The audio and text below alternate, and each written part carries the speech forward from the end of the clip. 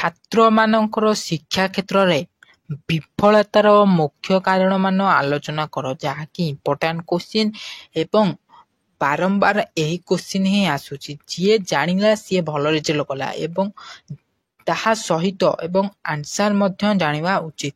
Okay देख छात्र मान क्षेत्र में जो विफलतार रहुची कहीं रहुची कौन रही सबू किसी आम जाना एवं भल भाव बुझा एवं नोट करवा समस्ते नोट कर।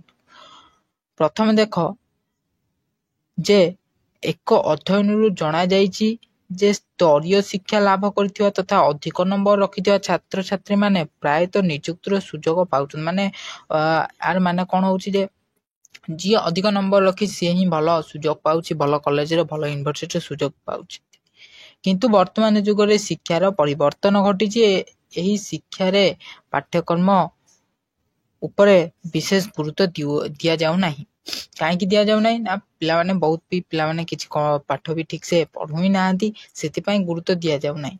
अंतर्जातीय स्तर रे निजको शामिल करबा निमंते सेमाने नूतन प्रजुक्ति भित्तिक ज्ञान आहरण निमंते यत्नवान हेउचंती। एही परिप्रेक्षी रे जने मेधावी छात्र जुग उपयोगी ज्ञान कौशल अभाव सफलता पाई पारु नहीं हला। देख जने मेधावी छात्र जुग उपयोगी ज्ञान कौशल अभाव से कौन सफलता पाई पारु नहीं। मन रहा से कहीं सफलता पाइबे ना आर्थिक जो छात्र मान क्षेत्र में शिक्षा क्षेत्र में विफलता देखा जाए कहीं ना शिक्षार परिवर्तन घटुना से देखा जाए। देख तापर देख यहीपरि छात्र मानकर विफलता कारण गुड़िक हो एक उत्तम और निजुक्ति भित्तिक शिक्षा नीति निमंते छात्र शिक्षक तथा सरकार मध्य समन्वय रही पारु नहीं। यह प्रक्रिया विद्यालय स्तर आरंभ होगा आवश्यक। एपरी विफलतार कारण गुड़िक हूँ यथा तापर पॉइंट दबा स्टार्ट कर जदि एतिकी प्रथम लिखिल तापर तुम पॉइंट दबा स्टार्ट कर 1 number point 2 number point 3 number point देले तुम से मार्क 5 मार्क धर यहाँ पड़ी तुम 5 मार्क पाई।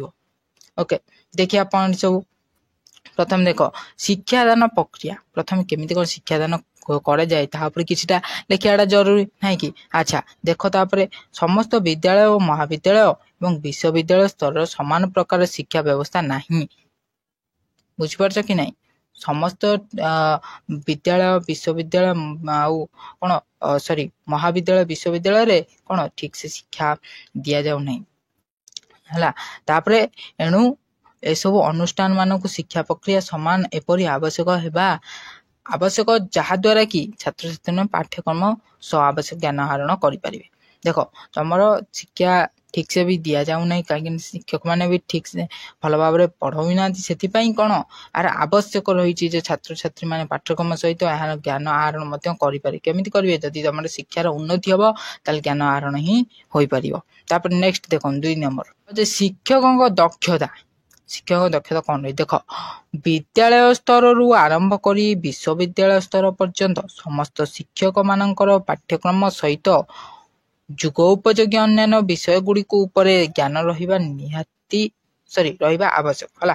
कहीं आवश्यक कहीं एटा निहाती आवश्यक कहीं सबू जिनस जदि शिक्षक दक्षता थी ताले से कौन भल भाव में बुझे पारे जहाद्वारा कि तुमको कौन बुझा सुविधा ही हे जहाँफल कि छात्र छात्री मान ज्ञान भित्तिक समस्त आवश्यकता को पूरण करेंगे मुझे कहली से ठीक बुझिपाल कि नहीं। अच्छा निहाती आवश्यक 3 नंबर देख आवश्यक शिक्षक मानकर अभाव आवश्यक जो शिक्षक अच्छे सब अभाव रही कहीं रही ना विद्यालय स्तर आरंभ कर विश्वविद्यालय स्तर पर्यंत समस्त क्षेत्र में आवश्यक शिक्षक मानकर अभाव रही कहीं रही जहाद्वारा कि जड़े शिक्षक केवल निर्दिष्ट समय पाठ्यक्रम शेष करने को प्रचेषा कर छात्र छात्री मैंने आवश्यक ज्ञान आहरण करें कहीं ना निर्दिष्ट समय कौन कोर्स कंप्लीट हो न थाए से कौन ज्ञान आहरण करें ना। तापर 4 नंबर पॉइंट देखिए ना पाठागार कौन होता है ना ठीक से पाठागार आमर कौन पुस्तक सब सुविधा न थाए से पाठागार पुस्तक रहा आवश्यक। तापर देख 5 नंबर व्यक्तिगत कारण कौन होता है ना प्रत्येक छात्र छात्री निज जीवन गोटे लक्ष्य रखा निहाती आवश्यक ବ୍ୟକ୍ତିଗତ କାରଣ କ'ଣ ନା ନିଜର ଯଦି ଲକ୍ଷ୍ୟ ରହିଥିବ ତାହେଲେ ସେ ନିଶ୍ଚିତ ଯେମିତି ବି ହେଲେ ସେ କ'ଣ ତାଙ୍କର ଲକ୍ଷ୍ୟକୁ ହାସଲ କରିକି ହିଁ ରହିବେ। ତାପରେ ଦେଖ ଆଗ୍ରହ କ'ଣ ନା ଦେଖ ପ୍ରତି ଛାତ୍ର ନିଜର ଆଗ୍ରହ ରହିଥିବା ଦରକାର। ଆମେ ଯିବୁ ଠିକ ସେ କ୍ଲାସ କରିବୁ ଏବଂ ପାଠ ପଢିବୁ। ଗୋଟେ ଜିନିଷ ଆଗ୍ରହ ରହିଲେ ହିଁ ତମକୁ କରିବାକୁ ଇଚ୍ଛା ହୁଏ, ମନେ ରହିଲା। ତାପରେ 7 ନମ୍ବର ଦେଖ ଶ୍ରେଣୀ ଗୃହରେ ନିୟମିତ ଉପସ୍ଥାନ। ଶ୍ରେଣୀ ଗୃହରେ ନିୟମିତ ଉପସ୍ଥାନ ମାନେ ଶ୍ରେଣୀ ଗୃହରେ ଠିକ ସମୟରେ ଯାଇ ପହଞ୍ଚିବା ଏବଂ ତାହା ସହିତ କ'ଣ ହୋଇଥାଏ ନା ନିୟମିତ ଭାବରେ ଉପସ୍ଥାନ ନିତ୍ୟାନ୍ତି ଆବଶ୍ୟକ। ଏହା ଫଳରେ ସେମାନେ କ'ଣ ପଢ଼ାଯାଉଥିବା ପାଠ୍ୟକ୍ରମ ବିଷୟରେ ଅଧିକ ଜାଣିବା ସହିତ ନିଜର ସନ୍ଦେହ ମୋଚନ କରିପାରେ। ମାନେ ହେଉଛି ଯେ ଶ୍ରେଣୀ ଗୃହରେ ସବୁବେଳେ ନିହାତି ଯାଇ ପହଞ୍ଚିବା ସହିତ ତମର ଯେଉଁ ପାଠ ଯେଉଁ ପଢ଼ା ହେଉଛି ତାକୁ ତମେ ଭଲ ଭାବରେ ବୁଝିପାରିବ। ତାପରେ ଦେଖ 8 ନମ୍ବର ନିର୍ଭରଶୀଳତା କ'ଣ କରିଥାଏ ନା ଦେଖିବ ଯେ ପାଠ ପଢ଼ା ନିର୍ଭରଶୀଳତା କେମିତି ହୋଇଥାଏ ନା ତମେ ଧର ପାଠ ପଢ଼ିନ, ତମେ ଅନ୍ୟ ଉପରେ ନିର୍ଭର କରୁଛ, କାରଣ ଧର ସିଏ ପଢ଼ିଥିବ ତା କତରୁ କେମିତି ଦେଖି ଲେଖିବ, ଏଇଟା କୁହନ୍ତି ନିର୍ଭରଶୀଳତା ହେଲା। ତାପରେ ଦେଖ ଘରର ପରିବେଶ କ'ଣ ନା ଘରର ଯଦି ପରିବେଶ ଠିକ ନଥିବ ତାହେଲେ ତମକୁ ପାଠ ଠିକ ସେ ପଢ଼ିବାକୁ ବି ଅସୁବିଧା ହିଁ ହେଉଥିବ, ନାଇଁ କି? ଏଇଟା ଠିକ କଥା କି ନାହିଁ? ତାପରେ 10 ନମ୍ବର ଦେଖ ବିଫଳତାର ଭୟ। ଦେଖ ଅଧିକାଂଶ ଛାତ୍ରଛାତ୍ରୀ ମାନେ କ'ଣ କରିଥାନ୍ତି ନା ପରୀକ୍ଷା ପୂର୍ବରୁ ସେ ବିଫଳତାର ଭୟ ଦେଖାଯାଇଥାଏ ଯେ ଆମେ ପଢ଼ିନୁ, କ'ଣ ହବ କ'ଣ ନାହିଁ। ତ ଇଏ ବି ଗୋଟେ ବିଫଳତାର ଭୟ ହିଁ ରହିଥାଏ। ଏହାଫଳରେ ସେମାନେ କ'ଣ ପରୀକ୍ଷାର ଅଶାନ୍ତ ଫଳ ପାଇପାରି ନଥାନ୍ତି। ଏହି ଭୟରୁ ମୁକ୍ତି ପାଇବା ପାଇଁ ଅନେକ ଛାତ୍ରଛାତ୍ରୀ କ'ଣ କରିବା ନା ଅନେକ ଛାତ୍ରଛାତ୍ରୀ ମାନେ କ'ଣ କରନ୍ତି ସର୍ବଦା ସକାରାତ୍ମକ ଚିନ୍ତାଧାରା ବିକାଶ କରିବା ମଧ୍ୟ ଆବଶ୍ୟକ।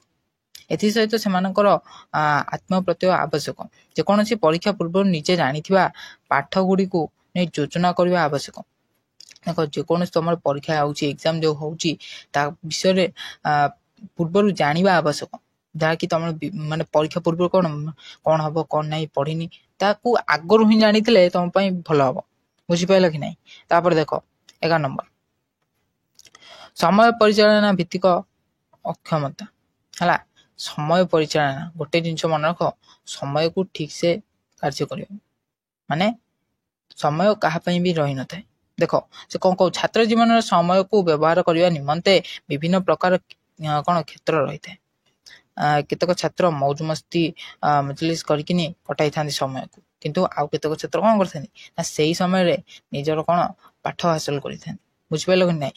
ତ ସମୟକୁ ମଧ୍ୟ ତମେ ଯଦି ସମୟ ପଛରେ ତମେ ପାଠଟାକୁ ଦଉଛ ତାହେଲେ ନିଶ୍ଚିନ୍ତ ତମେ ସେଠି ବହୁତ ହି ଭଲ ରେଜଲ୍ଟ କରିବ ଏବଂ ନିଶ୍ଚିନ୍ତ ତମେ ଗୋଟେ ଭଲ ଡକ୍ଟର ହେଇପାର କିମ୍ବା ଇଞ୍ଜିନିୟର ହେଇପାର, ବହୁତ କିଛି ବି ତମେ ହେଇପାରିବ।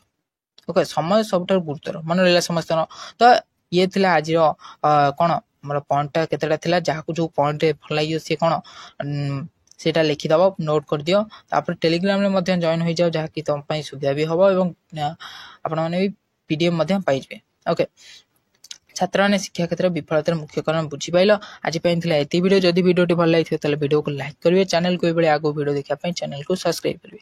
ଜୟ ହିନ୍ଦ, ବନ୍ଦେ ମାତରମ୍।